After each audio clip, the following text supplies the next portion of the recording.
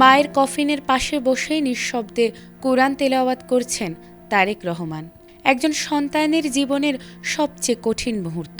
কৈশোরেই বাবাকে হারিয়ে জীবনের প্রথম শূন্যতা অনুভব করেছিলেন তিনি। রাষ্ট্রনায়ক শহীদ জিয়াউর রহমানের মৃত্যু ছিনিয়ে নিয়েছিল ছায়ার মতো আগলে রাখা সেই পিতৃস্নেহ। সময়ের নির্মমতায় নিজের ভাইয়ের মৃত্যুতেও শেষবারের মতো দেখা হয়নি প্রিয়জনের মুখ।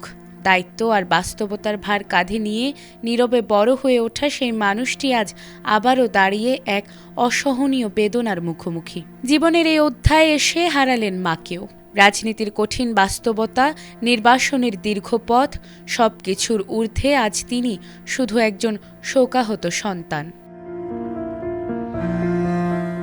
চিরনিদ্রায় শায়িত বাংলাদেশের ৩ বারের প্রধানমন্ত্রী ও বিএনপি চেয়ারপারসন বেগম খালেদা জিয়া।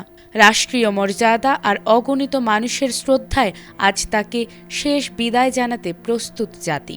এরই মধ্যে তার মরদেহ নেওয়া হয়েছে তার বড় ছেলে তারেক রহমানের গুলশানের বাসভবনে। মায়ের কফিনের পাশে বসে পবিত্র কোরআন তেলাওয়াত করতে দেখা গেছে শোকাহত ছেলে তারেক রহমানকে।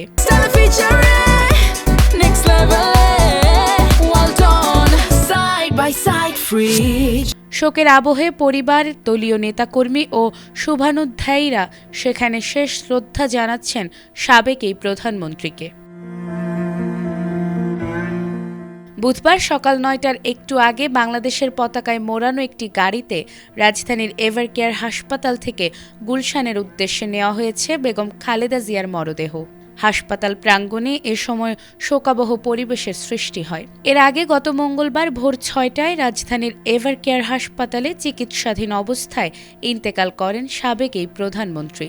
মৃত্যুকালে তার বয়স হয়েছিল ৮০ বছর।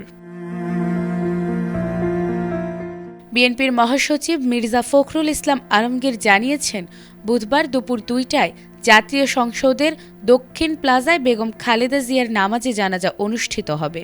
জানাজার আয়োজনকে কেন্দ্র করে মানিক মিয়া অ্যাভিনিউ ও জাতীয় সংসদ ভবন এলাকা সর্বসাধারণের শ্রদ্ধা নিবেদনের জন্য প্রস্তুত করা হয়েছে।